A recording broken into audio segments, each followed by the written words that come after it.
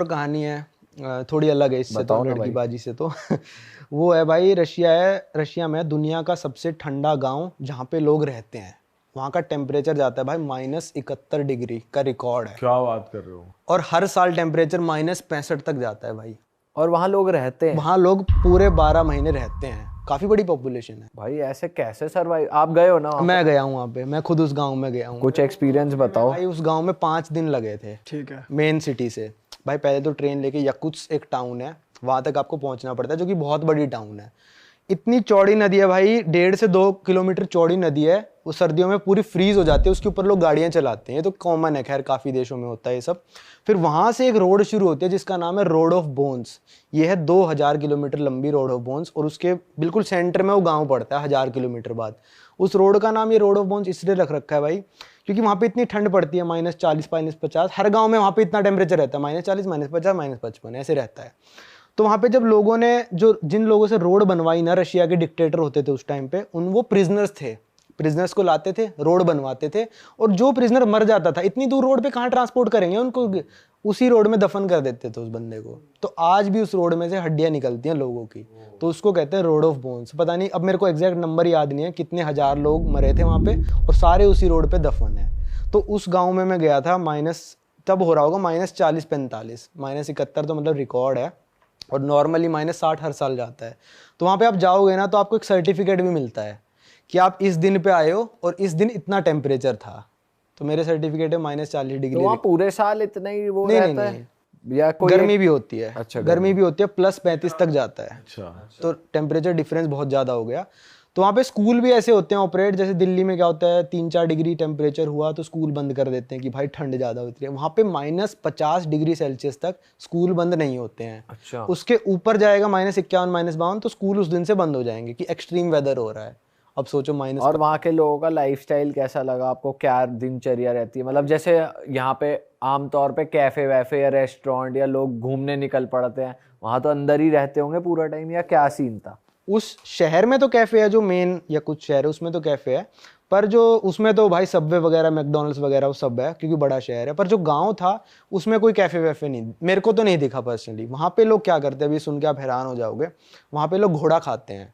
मैंने भी खाया घोड़ा खाते हैं, हॉर्स।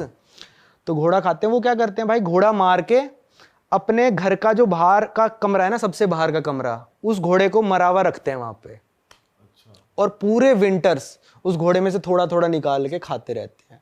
कच्चा उसे वो तो कर दोगे ना? नहीं, कई बार कच्चा भी खा लेंगे बिल्कुल, और कई बार थोड़ा सा पका के बिल्कुल थोड़ा सा पका के खाएंगे, ठीक है। और वो जो कमरा है ना, वो आप कहोगे भाई प्रिजर्व कैसे रहता है, वो -50 डिग्री होता है, उनको फ्रिज की जरूरत ही नहीं है। वो घोड़ा ऐसे ही पड़ा था उसके घर पे, मैंने वीडियो में भी दिखा रखा है, घोड़ा पड़ा है, मतलब थोड़ा सा, मतलब बिल्कुल वैसे करके जो काट कूट के रख लेते हैं ना, ऐसे बोरी कट्टा भरा है, उसके अंदर घोड़े का मांस है, और मांस निकालो ना बिल्कुल ईंट है वो मांस एक तरह से, क्योंकि -50 में पड़ा है वो, तो उनको फ्रिज की जरूरत नहीं है। पर घर उनका अंदर से बिल्कुल गर्म रहता है। अच्छा। घर में चाहे नंगे घूमो, आपको ठंडे नहीं लगेगी। सेंट्रलाइज्ड हीटर रहता है? हाँ, पानी वाला हीटर होता है, इंडिया की तरह नहीं है ये वाला एसी वाला हीटर, काम नहीं करेगा वहाँ पे। वहाँ पानी वाला हीटर होता है, वहाँ पे सरकार गर्म पानी सप्लाई करती है, पाइपों में से गर्म पानी जाता है आपके घर में। एक हीटर दीवार के कोने पे लगा होता है जिसमें गर्म पानी सर्कुलेट होता है, जिससे आपका घर पूरा गर्म होता है। और जो उनका वो होता है ड्रेनेज सिस्टम, वो भी बढ़िया होता है, क्योंकि पानी तो जम जाएगा अगर जो बाहर जा रहा है पानी घर से निकल रहा है। भाई ड्रेनेज सिस्टम पे क्या करते हैं वो लोग, ड्रेनेज सिस्टम पे ना 8 से 10 ऊन के लेयर्स लपेटे होते हैं। मेन शहर में मैंने देखा अपनी आंखों से, 8 से 10 ऊन के लेयर्स लिपटी हुई हैं, जिससे कि अंदर का पानी जमे ना। और घर जो होते हैं ना भाई, एटलीस्ट जो जमीन है उससे 2 से 3 फुट ऊपर बनते हैं, कि भाई जो सर्दी है ना जमीन में से ना आए। जैसे कहते हैं ना, जमीन पे लेट जाओगे तो सर्दियों में आपको ठंड लग जाएगी, तो वो घर भी अपने ऐसे 2-3 फुट ऊपर बनाते हैं जमीन से। और वहाँ जो लोग हैं वो फ्रेंडली हैं, जो गांव के हाँ लोग भाई, हैं? इंडिया की इतनी इज्जत है ना रशिया में, बहुत ज्यादा। अभी तो मॉस्को वगैरह में थोड़ी कम हो गई, क्योंकि इतने इंडियन जाने लग गए हैं। पर अभी अगर आप गांव साइड जाओगे और कहोगे इंडिया, तो वो कहेंगे मिथुन चक्रवर्ती आ गया। पूरे गांव में रोला हो जाएगा कि मिथुन चक्रवर्ती घूम रहा है यहाँ पे, क्योंकि वो उसके जिमी जिमी गाने पे नाचते हैं सारे रशियंस। अच्छा। जिमी जिमी चला दो, हर रशियन को गाना पता है ये तो पता ही नहीं था हमें। मिथुन दा वहाँ भी मिथुन वहाँ पे पूरा फेमस है, अमिताभ वहाँ पे फेमस है, मिथुन के सारे गाने फेमस, सबसे फेमस जिमी जिमी है। ये रशिया, कजाकिस्तान, उज्बेकिस्तान, किर्गिस्तान, जितने भी रशिया से टूटे हैं ना सारे देश, ये सब में जिमी जिमी। आप चला दो कहीं भी जिमी जिमी चला दो और बंदा ना रिस्पॉन्ड करे, गाने लग जाएगा वो बंदा। वाह। हाँ, उसको सारे गाने यार आते ये हैं। तो बहुत तगड़ी बात बताई है आपने, ये तो वहाँ पता पे ही एक मछली का बाजार भी लगता है, सिर्फ सर्दियों में लगता है। उसमें क्या होता है, मछली ऐसे पड़ी होती है फ्रीज हुई हुई, और मछली का ऐसे सिर पे मारो सिर फट जाए बंदे का, इतनी फ्रीज हो रखी होती है वहाँ पे मछली। तो वहाँ फिश फाइट भी होती है कहीं? ना, फिश फाइट तो नहीं होती। भाई। और कोई कंट्री का एक्सपीरियंस बताओ, वियर्ड चीज है जो आपने देखी हो या किसी तरीके। वियर्ड चीज, चलो मैं जापान का बता देता हूँ एक और। जापान में भाई नॉर्मली आप हॉस्टल वगैरह में रुकते हो, होटल्स का तो अलग है, हॉस्टल बताता हूँ मैं आपको। हॉस्टल में क्या होता है यार, आप 100 तो कॉमन कमरे में रहे हो आप लोग, 6 बेड होंगे, 8 बेड होंगे, डॉर्मेट्री होती है, आप 100 कॉमन कमरे में रहे हो। तो उन हॉस्टल्स में भी यूरोप साइड क्या होता है, आपका बाथरूम अलग होगा, अंदर से आप लॉक कर लोगे उसको, आराम से करोगे जो भी करना है आपको, है ना। पर जापान में ऐसा नहीं है। जापान में मतलब मेजॉरिटी ऑफ हॉस्टल में वैसा ही मिलेगा, पर मैं एक गलती से एक हॉस्टल में रुक गया जहाँ पे ऐसा नहीं था। पहली बार तो हमको भाई जाते ही मिला नहीं शावर कहाँ पे, टॉयलेट तो अलग है, शावर मेरे को मिला ही नहीं यार। हमारे वाले फ्लोर पे शावर ही नहीं था। मैंने कहा शावर का क्या है, अब नीचे लिख रखा था कि ना shower is on ground floor. तो मैंने भाई नीचे वाले फ्लोर पे जाके देखा, अपने दोस्त को बताया, मैंने कहा यार ये तो वो वाला शावर है जिसमें सारे नंगे एक साथ नहाते हैं, सारे लोग नंगे होके एक साथ नहाते हैं। कह रहा साले चल ऐसा थोड़ी ना होता, पैसे दे रहे हैं हम हॉस्टल के, थोड़ा ना सबके साथ नहलाएंगे। मैंने कहा ऐसा ही है। वो खुद देख के गया, कह रहा भाई मैं तो नहीं नहा रहा। फिर हमको 3-4 दिन उसी हॉस्टल में रुकना था। मैंने कहा अब तो नहाना पड़ेगा भाई, अब कुछ नहीं हो सकता। और बात यह है कि भाई उनके जापानियों के सामने तो मैं नंगा हो जाऊं, अब भाई मैं अपने दोस्त के सामने कैसे नंगा हो जाऊं? तो सही है भाई यार ये तो अलग ही चीज है। ठीक है, अब आप लोग भी शायद नंगे ना होए हो एक दूसरे के सामने, मेरे को नहीं शायद पता। क्या होता है भाई, होए ही नहीं है भाई। नहीं होए ना, हाँ ठीक है। मैं भी नहीं हुआ था ऐसे किसी। तो मेरा दोस्त कह रहा भाई शर्म तो बहुत आ रही है, कह रहा पर मैं चश्मा लगाता हूँ। दोस्त कह रहा चश्मा उतार दूंगा, मेरे को तो सब धुंधला दिखेगा, मेरे लिए तो सब बराबर है, तू देख लियो अपना, तेरे को दिखता रहेगा सब कुछ। तो भाई हम हिम्मत करके चले गए वहाँ पे। अब ऐसा वहाँ पे ये कमरा है जैसे, ठीक है, 3 दीवार है ना इसकी, तो ऐसे नलके लगे हुए हैं हर 2-2 फुट पे, उसमें से गर्म पानी आएगा, ठंडा पानी आएगा, वहीं पे आप अपना सोप लेके बैठ जाओ, या फिर सोप का वो लगा रखा होता है। तो चारों तरफ बंदे पार्टी डाल रखी है, पार्टी मतलब बैठने का, तो बैठने का बना रखा है। बैठो वहाँ पे, मग्गा आपको मिलेगा, मग्गे से डालते रहो पानी, और सब लोग ऐसे बैठ के नहा रहे हैं ऐसे। और अगर आपको शावर लेना है तो शावर लाइन से लगे हुए, उस शावर के नीचे जाके खड़े हो जाओ, और साइड में बंदा नहा रहा है आपके, मान लो 6 इंच दूर। पर्दे भी नहीं है, शावर पर्दे भी नहीं है, नहीं पर्दे भी। सामूहिक स्नान। और ये कॉमन वॉशरूम है मेल फीमेल का या फिर सिर्फ मेल? जो कॉमन वाला है मेल फीमेल का, वो कई सोनाज में मिल जाएगा आपको, पर हॉस्टल्स में नहीं मिलेगा। अरे जापान में है? हाँ जापान में है, कॉमन वाला भी है। अरे तेरी, कि वहाँ पे सब लोग जितने भी आएंगे मेल फीमेल सब लोग नंगे होके आएंगे। वहाँ पे फ़ोन लाना और टावल लाना कानूनन अपराध है। एक छोटा सा टावल देते हैं वो, अगर आपको ज़्यादा ही शर्म आ रही है तो यहाँ पे रख के बैठ जाओ, पर आप मतलब वो टावल को ऐसे ऐसे करके आना पड़ेगा जैसे आप छुपा के आओ। ये तो लुच्ची पंती चल रही है भाई वहाँ पे तो सरासर बदतमीजी हुई।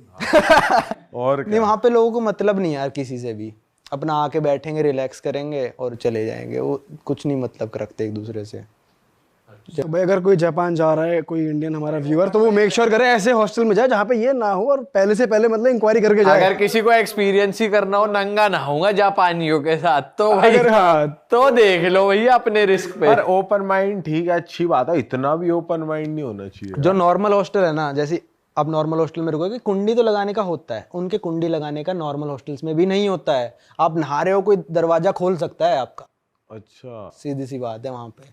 तो वो सोनास बहुत कॉमन है वहाँ पे, जो नंगे होने वाले सोना है। उसमें क्या होता है, अंदर जो चल रहा होगा भाई बिल्कुल गर्म पानी होगा, बिल्कुल उबलता हुआ पानी, आप उसमें बैठना पड़ेगा आपको, बहुत ही गर्म। मैं तो बैठ ही नहीं पाया था, इतना इतना गर्म होता है। और बाहर जो होगा, बाहर गिर रखी होगी बर्फ, या फिर उन्होंने कर रखा होगा बिल्कुल चिल्ड पानी। बर्फ वाले एरिया में जाओगे, बाहर बर्फ पड़ रखी होगी, गर्म पानी से आओ, कूद के उसमें घुस जाओ। तो जापानी यही करते रहते हैं, नंगे नंगे घूमते रहेंगे। तो गर्म सर्द और हो जाएगा, गर्म सर्द नहीं, वो कहते हैं अपने शरीर के लिए बहुत अच्छा है। और ये सिर्फ जापान नहीं करता, फिनलैंड जैसे देश भी करते हैं और इसको बहुत अच्छा मानते हैं। फिनिश सोना कहते हैं इसको, अगर आप जाओ तो, मैंने करा था।